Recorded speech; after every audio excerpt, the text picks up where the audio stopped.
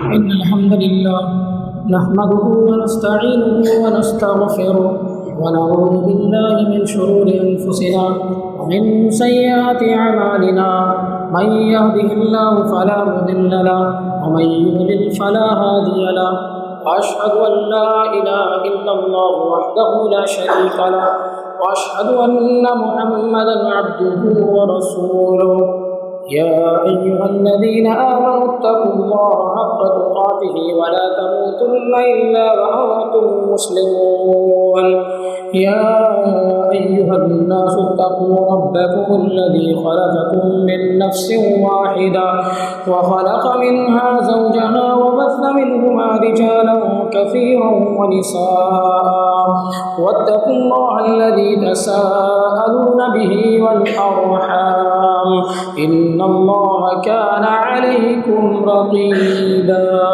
يا أيها الذين آمنوا اتقوا الله وقولوا قولا سديدا يصلح لكم أعمالكم ويغفر لكم ذنوبكم ومن يطع الله ورسوله فقد فاز فوزا عظيما أما بعد فإن خير الحديث كتاب الله وخير الهدي هدي محمد صلى الله عليه وسلم وشر الأمور محدثاتها وكل محدثة بدعة وكل بدعة ضلالة وكل ضلالة في النار.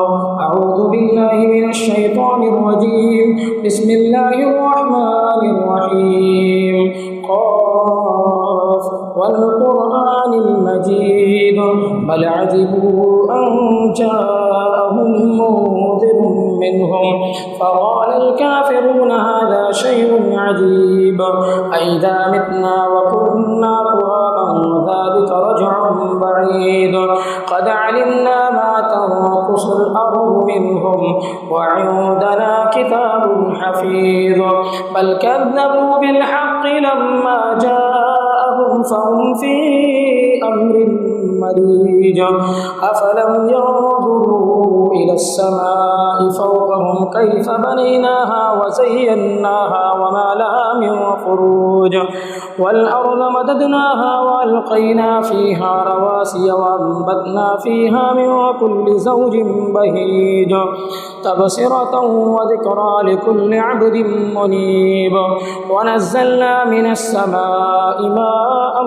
مباركا فأنبتنا به جنات وحب الحصيد والنخل باسقات لها طلع نضيد رزقا للعباد وأحيينا به بلدة ميتا كذلك الخروج كذبت قبلهم قوم نوح وأصحاب الرس وثمود وعاد وفرعون وإخوان لوط وأصحاب الأيكة وقوم تبع كل كذب الرسل فحق وعيد أفعينا بالخلق الأول بل هم في لبس من خلق جديد.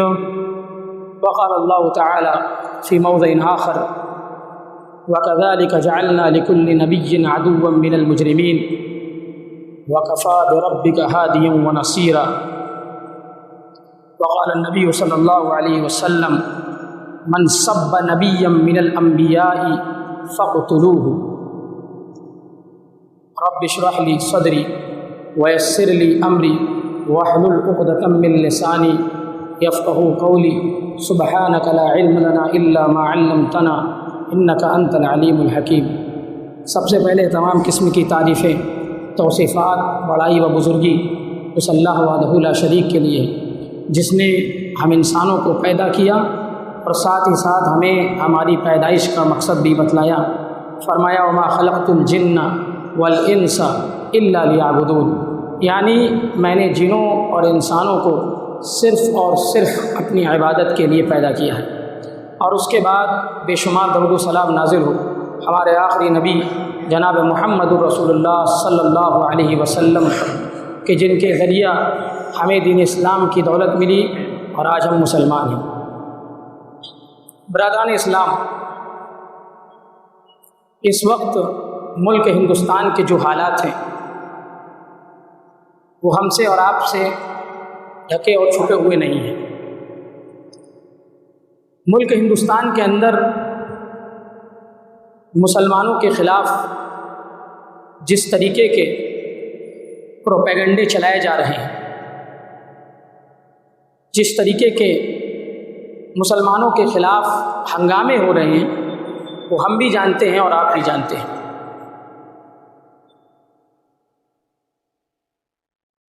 اگر آپ غور کریں تو معلوم ہوگا کہ پچھلے کئی سالوں سے مسلمانوں کی ہر اس چیز پر حملہ کیا گیا ہے، ہر اس چیز پر وار کیا گیا ہے جو مسلمانوں کا شعار ہے اور مسلمانوں کے لیے بڑی اہمیت رکھتا ہے، چاہے وہ مسلمانوں کی مسجد ہو یا اسی طریقے سے اذان کا معاملہ ہو یا طلاق کا معاملہ ہو یا اسی طریقے سے 2-3 دنوں پہلے ہمارے نبی کی شان، نبی کریم صلی اللہ علیہ وسلم کی شان میں گستاخی کا معاملہ ہو۔ یہ سارے ایسے معاملات ہیں جن کو جان بوجھ کر اٹھایا جاتا ہے اور ان کے خلاف ایسی تصویر پیش کی جاتی ہے کہ جس سے مسلمانوں کو صرف اور صرف تکلیف حاصل ہو۔ ان سارے معاملات میں ہم اور آپ دیکھیں گے کہ خصوصاً ملک ہندوستان کے اندر جو مسلمان ہیں اور عموماً پوری دنیا کے اندر جتنے بھی مسلمان ہیں، ان کو کہیں نہ کہیں تکلیف ہو رہی ہے۔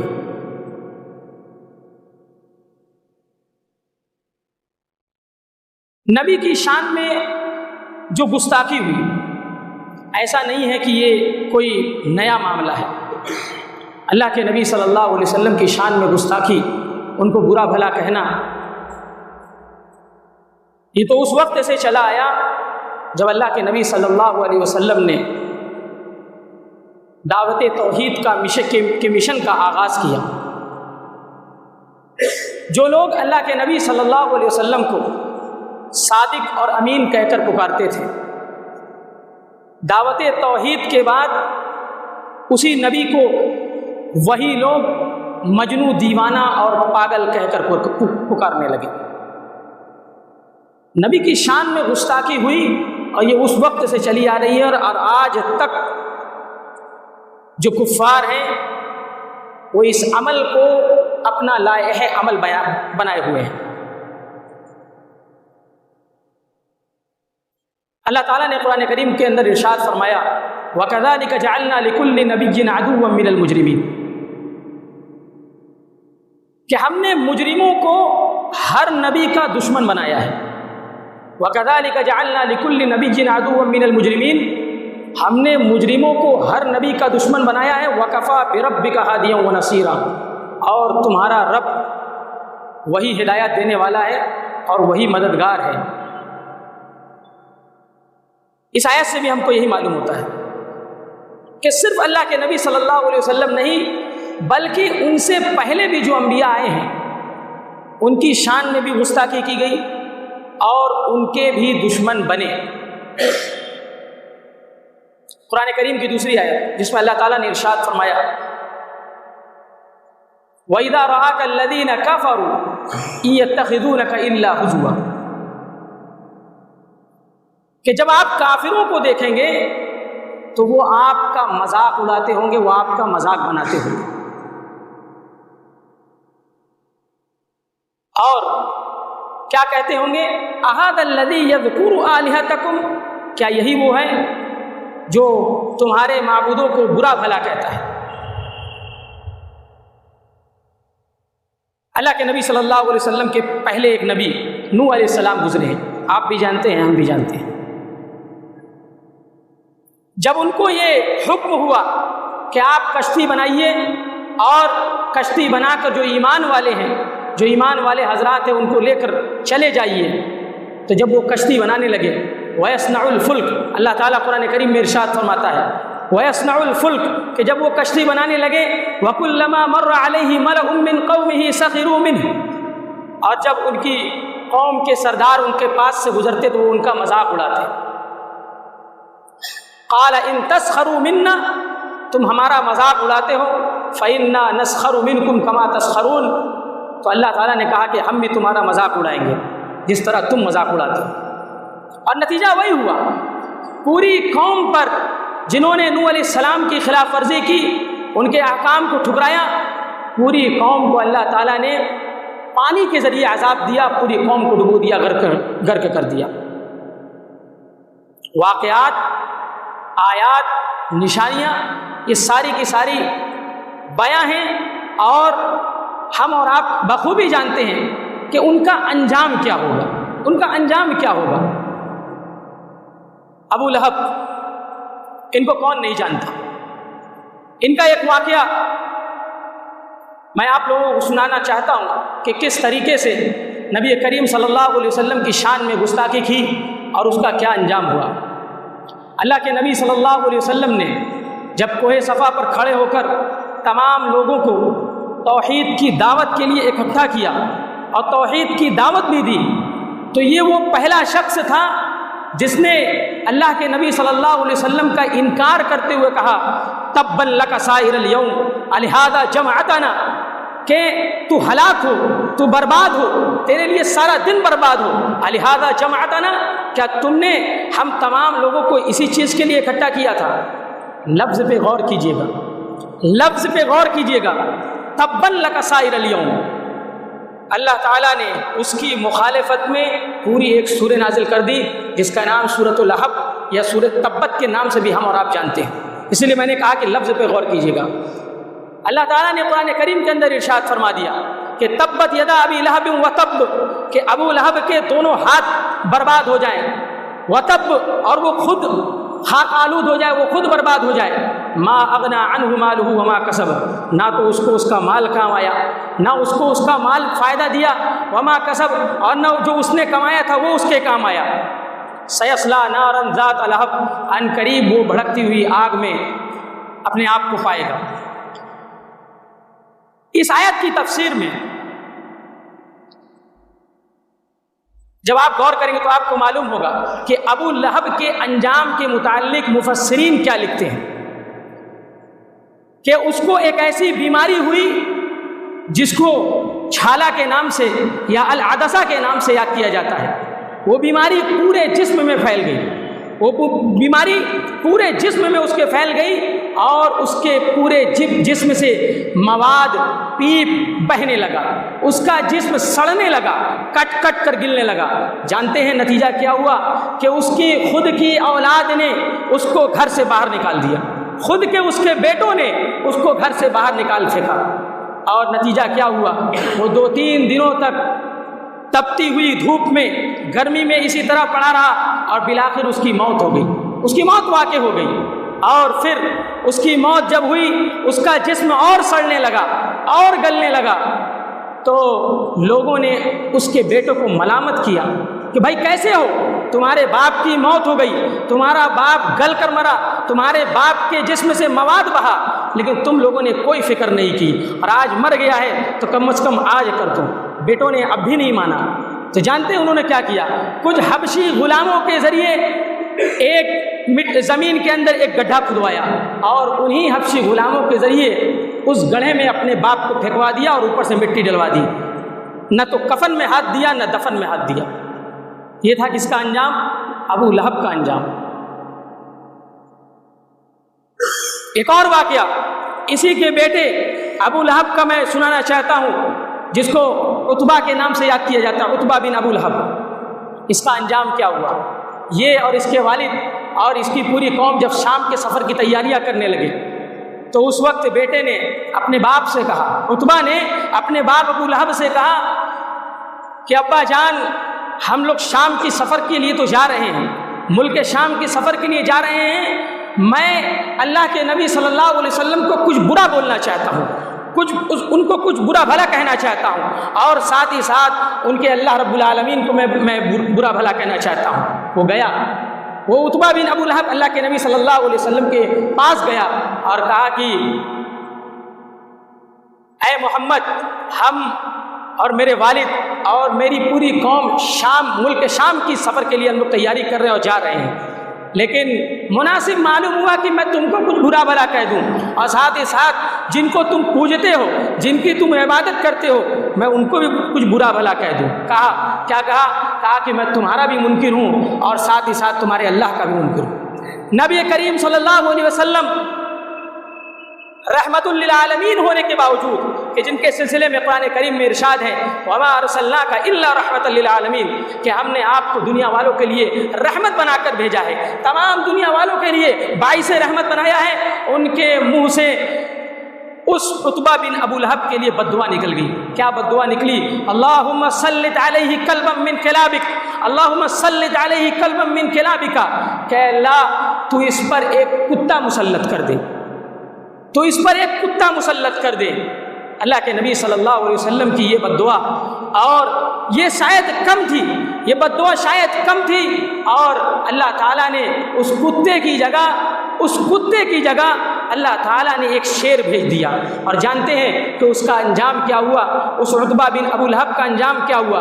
والد کو پہلے ہی سے یہ خطرہ تھا، ابو لہب کو یہ پہلے ہی سے خطرہ تھا کہ میرے بیٹے کو اگر نبی کریم صلی اللہ علیہ وسلم نے بد دعا دی ہے تو وہ بد دعا قبول ہو کر رہے گی، اب میرے بیٹے کا انجام برا ہونے والا ہے۔ دیکھیے، غور کیجئے گا، واقعے میں غور کیجئے گا کہ ابو لہب کو اس بات کا پورا یقین تھا کہ نبی کریم کی دعا بد دعا ساری کی ساری مقبول ہوتی ہے، پھر بھی ایمان نہیں لایا۔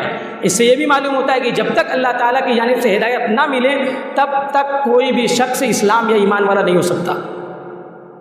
اس نے اپنے ساتھیوں سے کہا کہ دیکھو، نبی کریم صلی اللہ علیہ وسلم نے میرے بیٹے کے لیے بد دعا کر دی ہے، اور اب مجھے میرے بیٹے کی جان کا خطرہ لاحق ہو چکا ہے، میرے بیٹے کی جان کا خطرہ لاحق ہو چکا ہے۔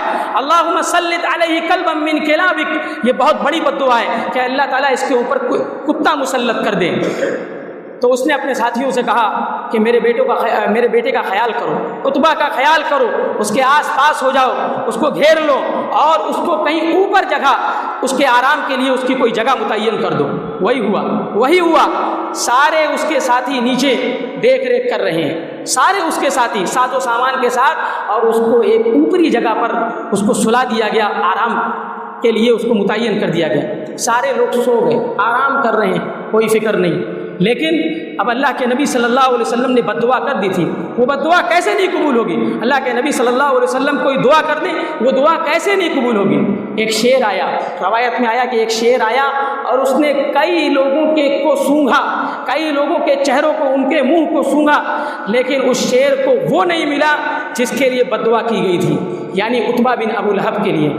بالآخر شیر نے ایک چھلانگ لگائی اور اس کو پایا، ایک اوپری جگہ پر، ایک اوپر والی جگہ پر اس شخص کو پایا جس نے اللہ کے نبی صلی اللہ علیہ وسلم اور اللہ تعالیٰ کو برا بھلا کہا تھا، یعنی عتبہ بن ابو لہب کو۔ وہیں پر اس شیر نے اس کو کاٹ دیا، پھاڑ دیا اور چیر کر الگ کر دیا۔ یہ ہوا انجام عتبہ کا، اور ساتھ ہی ساتھ اس سے پہلے جو واقعہ میں نے سنایا ابو لہب کا۔ نبی کریم صلی اللہ علیہ وسلم کی شان میں گستاخی کرنے والوں کا یہ انجام ہے۔ اب آخرت میں ان کو کیا عذاب دیا جائے گا یہ تو آپ بھی جانتے ہیں کہ جب دنیاوی زندگی میں اتنا خطرناک اور زبردست عذاب دیا گیا تو سوچیے آخرت میں ان کے لیے کیا عذاب ہو۔ اور ایک حدیث جس کو میں نے خطبہ حاجہ کے بعد پڑھا کہ اللہ کے نبی صلی اللہ علیہ وسلم نے فرمایا من سب نبی من الانبیاء فاقتلوہ، کہ جو شخص انبیاء میں سے کسی نبی کو برا بھلا کہے، ان کو گالی دے، فاقتلوہ، تو اس کو قتل کر دو۔ یہ سزا اسلامی شریعت نے متعین کی، اسلام نے متعین کی کہ نبی کو برا بھلا کہنے والے یا نبی کو گالی دینے والوں کی سزا کیا؟ قتل ہے، صرف اور صرف قتل ہے۔ میں یہ نہیں کہتا کہ ہندوستان کے اندر یا اور جو کئی ممالک ہیں ان کے اندر سزائیں یہی ہے کہ ان کو قتل کیا جائے، ہم اور آپ ایسا نہیں کر سکتے۔ جمہوریت کسی اور چیز کا تقاضا کرتی ہے اور ہوتا بھی وہی ہے، لیکن میں آپ کو صرف سزا بتلا دینا چاہتا ہوں کہ من سب نبی من الانبیاء فاقتلوہ، کہ جس نے کسی بھی نبی کو گالی دی، کسی بھی نبی کو برا بھلا کہا، اس کی سزا اسلام نے متعین کر دی ہے کہ فاقتلوہ، امر کا صیغہ ہے کہ اس کو قتل کرو۔ ورنہ اگر اس سزا کو متعین کیا جائے تو اس سے پہلے یہ سزا اس شخص کے لیے نافذ کی جائے گی جو اسی ملک ہندوستان کے اندر اپنے دین یعنی دین اسلام کو بدل کر مرتد ہوا۔ اللہ کے نبی صلی اللہ علیہ وسلم فرماتے ہیں من بدل دینہ فاقتلوہ، کہ جو دین چینج کر دے، جو دین اسلام بدل دے، اس کا بھی اس دنیا میں رہنے کا کوئی حق نہیں، فاقتلوہ، اس کو بھی مار ڈالو، اس کو بھی قتل کرو۔ نہیں کر سکتے، ہندوستان ہے، ملک ہندوستان ہے، یہاں اسلامی شریعت یا اسلامی حکومت نہیں یا اسلامی قانون بھی نہیں ہے، لیکن میں آپ کو اسلامی سزائیں بتا دے رہا ہوں نالج کے طور پر۔ آپ نالج رکھیے، آپ معلومات رکھیے کہ اسلام اس موقع پر کیا کہتا ہے۔ گستاخی کرنے والے گستاخی کرتے رہیں گے، نبی کی بے ادبی کرتے رہیں گے، اللہ تعالیٰ کی بے ادبی کرتے رہیں گے، لیکن یہ جان لیجئے کہ ان کا انجام کہیں سے بھی اچھا نہیں ہونے والا ہے۔ کچھ دن انتظار کیجئے، انشاءاللہ وہ دن بھی آئے گا کہ اسی دنیاوی زندگی میں آپ ان کا برا حشر دیکھیں گے، آپ ان کی بری حالت کو دیکھیں گے۔ تھوڑا انتظار کیجئے، تھوڑا صبر کیجئے، اور ہمیشہ صبر کا پیمانہ، صبر و تحمل کی عادت اپنے اندر ہمیشہ نافذ کرتے رہیے۔ میں آپ تمام لوگوں کو جتنی بھی معلومات دی یا جو بھی چیزیں میں نے بتائی، صرف اس وجہ سے کہ مسلمانوں کو معلومات ہونی چاہیے، مسلمانوں کو دین اسلام کی معلومات ضروری ہونی چاہیے، اسلامی شریعت کس موقع پر کیا کہتی ہے یہ بھی معلوم ہونا چاہیے۔ ہم تمام لوگوں کو معلوم نہیں ہے، بہت سارے لوگ روڈ شو کر رہے ہیں، پوری کو پوری مجلس لگ جا رہی ہے، بہت ساری چیزیں ایسی ہوتی ہیں جو اسلام کی صحیح تصویر لوگوں کے سامنے نہیں پیش کر پاتی ہے۔ بہت سارے لوگ اپنی زبان کو خراب کر رہے ہیں، بہت سارے لوگ اس شخصیت کو گالی دے رہے ہیں جس نے نبی کی شان میں گستاخی کی۔ آپ اسلام کی صحیح تصویر لوگوں کے سامنے نہیں رکھ رہے ہیں، اسلام کی جو صحیح تصویر ہے اس کو لوگوں کے سامنے، اسلام کی جو صحیح احکام ہے اس کو لوگوں کے سامنے رکھنے کی ضرورت ہے۔ ہمارا اسلام کسی بھی صورت میں صبر کو چھوڑنے کا حکم نہیں دیتا، صبر و تحمل کو چھوڑنے کا حکم نہیں دیتا۔ ہمیشہ ایک چیز کہ آدمی کچھ بھی ہو، کیسی بھی بڑی مصیبت آئے، چاہے وہ اسلام کے خلاف ہی کیوں نہ ہو، ہم اور آپ صبر کریں، صبر و تحمل کا دامن پکڑے رہیں، اور ساتھ ہی ساتھ جو ہمارے اختیار میں ہوگا، جو ہمارے دائرے میں ہوگا، وہ دائرے میں رہ کر کریں گے اس طریقے سے کہ اسلام کی شبیہ پر، اسلام کی اصل صورت پر کوئی آنچ نہ آئے۔ یہ تو تھا نبی کریم صلی اللہ علیہ وسلم کی شان میں گستاخی کا معاملہ۔ بالکل شروع میں نے یہ بات کہی کہ ملک ہندوستان کے اندر مسجد و مندر کا معاملہ لے کر ہندو مسلم کو لڑایا جا رہا ہے، اذان کا معاملہ لے کر مسجد کے پیکروں کو اتارا گیا، اس سے پہلے طلاق کے معاملے کو لے کر مسلمانوں پر آنچ آئی، بہت سارے واقعات مسلمانوں کے خلاف ہو رہے ہیں۔ اس کے متعلق میں ایک اور اللہ کے نبی صلی اللہ علیہ وسلم کی پیشین گوئی حدیث کی صورت میں آپ کے سامنے رکھنا چاہتا ہوں۔ اللہ کے نبی صلی اللہ علیہ وسلم نے ارشاد فرمایا، یوشک الامم ان تداعى علیکم کما تداعى الاکلۃ الی قصعتها، کہ قریب ہے کہ امتیں، قومیں تمہارے اوپر ٹوٹ پڑیں گی۔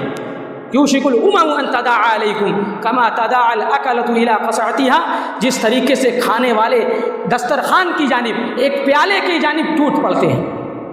فقال قائل، ایک کہنے والے نے کہا، ومن قلۃ نحن یومئذ، اے اللہ کے نبی صلی اللہ علیہ وسلم، کیا ہم اس دن کم تعداد میں ہوں گے؟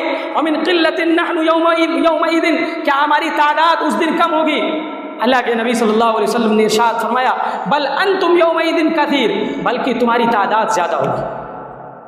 آپ پوری دنیا میں اٹھا کر دیکھیں، صرف ہندوستان کا معاملہ نہیں، ہندوستان میں ضرور 20 سے 22% یا 19 سے 20% مسلمان پائے جاتے ہیں، لیکن پوری دنیا کا اگر آپ تعداد اٹھا کر دیکھیں تو تقریباً 56-57 ممالک ایسے ہیں جو مسلم ممالک کے نام سے جانے جاتے ہیں۔ پوری دنیا میں تعداد مسلمانوں کی بہت زیادہ ہے۔ بل انتم یومئذ کثیر، بلکہ تمہاری تعداد بہت زیادہ ہوگی۔ پھر اللہ کے نبی صلی اللہ علیہ وسلم ہم مسلمانوں کی حیثیت بتا رہے ہیں، وَلَٰكِنَّكُمْ غُثَاءٌ كَغُثَاءِ السَّيْلِ، لیکن تمہاری وقعت، تمہاری حیثیت، آپ کہہ لیجئے کہ تمہاری اوقات ایسی ہوگی جیسے سیلاب میں تیرنے والے تنکوں کی ہوتی ہے، جن کی کوئی وقت نہیں، کوئی حیثیت نہیں۔ سیلاب آیا، وہ پانی میں تیرنے والے تنکے، وہ کوڑے کرکٹ بالکل دائیں بائیں جانب پڑے رہتے ہیں، کوئی حیثیت ہوتی ہے؟ کوئی حیثیت نہیں ہوتی ہے۔ وَلَٰكِنَّكُمْ غُثَاءٌ كَغُثَاءِ السَّيْلِ، بالکل وہی حیثیت، وہی صورت، وہی اوقات ہم مسلمانوں کی ہوگی۔ وجہ کیا ہے؟ وجہ بھی اس حدیث میں اللہ کے نبی صلی اللہ علیہ وسلم نے بیان فرمایا، وَلَيَنزِعَنَّ اللَّهُ مِن صُدُورِ عَدُوِّكُمُ الْمَهَابَةَ مِنكُمْ، صرف ایسا نہیں کہ ہماری اوقات گر جائے گی، ہماری حیثیت گر جائے گی، مزید یہ کہ اللہ تعالی ہمارے دشمنوں کے سینوں سے ہمارے رعب و دبدبے کو نکال لے گا، ہیبت ہماری ختم کر دے گا۔ مسلمانوں کی جو تاریخ چلی آئی، اسلامی جو تاریخ چلی آئی کہ ایک مسلمان 10 پر قابض، 100 مسلمان 1000 پر قابض، وہ سب کے سب ختم ہو جائے گا، وہ سارا رعب و دبدبہ ختم ہو جائے گا، ساری ہیبت نکال لی جائے گی۔ مزید وَلَا يَقْذِفَنَّ اللَّهُ فِي قُلُوبِكُمُ الْوَهْنَ، اللہ تعالی ہمارے دشمنوں کے دلوں میں جو ان کے دلوں سے رعب و دبدبے کو نکال لے گا، مزید یہ کہ ہمارے دلوں میں وہن کو ڈال دے گا۔ صحابہ کرام نے سوال کیا کہ اے اللہ کے رسول وَمَا الْوَهْنُ یا رسول اللہ، اے اللہ کے رسول یہ وہن کیا ہے؟ قال حب الدنیا وکراہیۃ الموت، کہ دنیا سے محبت اور موت سے ناپسندیدگی۔ وجہ اللہ کے نبی صلی اللہ علیہ وسلم نے بیان کر دی، دنیا سے محبت، دنیاوی مال و متاع سے محبت، دنیاوی زندگی سے محبت اور موت سے دور بھاگنا۔ آج بالکل وہی صورتحال ہے کہ ایک مذہب کے ماننے والے ہم مسلمانوں کے خلاف اعلانیہ طور پہ ہیں، کھلم کھلا طور پہ ہیں، لیکن یہ یاد رکھیے گا کہ جو اور مذہب کے ماننے والے ہیں، جو اور فرقوں کے ماننے والے ہیں، وہ ایسا نہیں کہ وہ ہمارے ساتھ ہیں۔ کھل کر ایک بات کہہ رہا ہوں کہ سارے مذہب کے ماننے والے، سارے فرقوں کے ماننے والے مسلمانوں کے خلاف ہیں۔ ایک اگر اعلانیہ طور پر ہے تو ایسا نہیں کہ صرف وہی ہے، بلکہ سرن چھپے ہوئے طریقے سے اور بھی مذہب کے ماننے والے ہیں جو چھپے ہوئے طریقے سے مسلمانوں کے خلاف ہیں۔ مسلمانوں کا کوئی اس ملک ہندوستان کے اندر یا اس پوری دنیا کے اندر کہہ لیجئے کوئی نہیں، صرف اللہ تعالی ہم لوگوں کا ساتھ ہے۔ ہوا مولانا، وہ ہمارا مولا ہے، وہ ہمارا ساتھی ہے، وہ ہمارا آقا ہے۔ تو اس چیز کو سمجھنے کی ضرورت ہے۔ آج ہندوستان کے اندر جو بھی صورت ہے وہ ہم اور آپ بخوبی جانتے ہیں، جو بھی ہو رہا ہے وہ ہمارا بخوبی جانتے ہیں۔ مسلمانوں کو یہ چاہیے کہ وہ اپنے عمل کو بھی چینج کریں۔ آج مسلمان سب سے زیادہ کن چیزوں پہ نظر آتے ہیں؟ آپ دیکھیں گے کہ لہو و لعب کی چیزوں میں نظر آتے ہیں، ٹک ٹاک یا اس جیسے ہنسی اور مذاق والے ویڈیوز سب سے زیادہ کون بنا رہا ہے؟ سروے کے مطابق سب سے زیادہ ان ویڈیوز کو بنانے والے مسلمان ہیں۔ کہتے ہیں کیا مسلمان کہ ہمارے پاس ٹائم نہیں ہے، کہا جائے کہ نماز پڑھ لو وقت نہیں ہے، کہا جائے کہ دین کا کام کر لو مولانا ٹائم نہیں ہے، مولانا تھوڑا کام ہے، مولانا فلاں کام کرنا ہے، میں فلاں بزنس کرتا ہوں۔ لیکن سب سے زیادہ ایک سروے کے مطابق اگر فنی ویڈیوز کو بنانے والے، چھوٹے چھوٹے ویڈیوز کو بنا کر ہنسی اور مذاق کرنے والے سب سے زیادہ اگر کوئی ہیں تو وہ مسلمان ہیں۔ اور جانتے ہیں مزید اس پر کیا؟ سب سے زیادہ ان ویڈیوز کو دیکھنے والے مسلمان ہیں، ان ویڈیوز کو لائک کرنے والے سب سے زیادہ کون ہیں؟ مسلمان ہیں۔ ان ویڈیوز کو شیئر کرنے والے سب سے زیادہ کون ہیں؟ مسلمان ہیں۔ مسلمان کہتا ہے کہ ہمارے پاس ٹائم نہیں ہے، نماز نہیں پڑھ سکتے، دین کا کام نہیں کر سکتے، ہمارے پاس ٹائم نہیں، وقت نہیں ہے۔ جتنا مسلمانوں کے پاس وقت ہے، یاد کر لیجئے گا اس چیز کو جو میں کہہ کر جا رہا ہوں، جتنا مسلمانوں کے پاس وقت ہے اتنا کسی اور مذہب کے ماننے والوں کے پاس وقت نہیں ہے۔ آخر میں اللہ تعالیٰ سے دعا ہے کہ ہم تمام لوگوں کو زیادہ سے زیادہ اسلام کو صحیح طریقے سے سمجھنے کی توفیق دے، اور میں اللہ تعالیٰ سے یہ بھی دعا کروں گا کہ یا اللہ جو لوگ اسلام کے خلاف ہیں، یا اللہ تو ان پر اپنا عذاب نازل کر دے، ان پر اپنا عذاب نازل کر دے، اور ہم تمام مسلمانوں کو یا اللہ تو پوری دنیا کے سامنے اسلام کی صحیح صورت پیش کرنے کی توفیق دے، اور جب تک ہمیں اس دنیا میں زندہ رکھے اسلام پر زندہ رکھ، اور جب ہمارا خاتمہ ہو ایمان بالخیر ہو۔ بارک اللہ لنا ولکم فی القرآن الکریم ونفعنا وإیاکم بالآیات والذکر الحکیم، انہ تعالی جواد کریم ملک بر رؤوف رحیم۔ إن الحمد لله نحمده ونستعينه ونستغفره ونعوذ بالله من شرور أنفسنا ومن سيئات أعمالنا، من يهده الله فلا مضل له ومن يضلل فلا هادي له، وأشهد أن لا إله إلا الله وحده لا شريك له، وأشهد أن محمدا عبده ورسوله، أما بعد فإن خير الحديث كتاب الله، وخير الهدي هدي محمد صلى الله عليه وسلم، وشر الأمور محدثاتها، وكل محدثة بدعة، وكل بدعة ضلالة، ضلالة وكل ضلالة في النار. أعوذ بالله من الشيطان الرجيم. بسم الله الرحمن الرحيم. إن الله وملائكته يصلون على النبي يا أيها الذين آمنوا صلوا عليه وسلموا تسليما. اللهم صل على محمد وعلى آل محمد كما صليت على إبراهيم وعلى آل إبراهيم إنك حميد مجيد. اللهم بارك على محمد وعلى آل محمد كما باركت على إبراهيم وعلى آل إبراهيم إنك حميد مجيد. عباد الله رحمكم الله، إن الله يأمر بالعدل والإحسان وإيتاء ذي القربى وينهى عن الفحشاء والمنكر والبغي يعظكم لعلكم تذكرون. اذكروا الله يذكركم وادعوه يستجب لكم.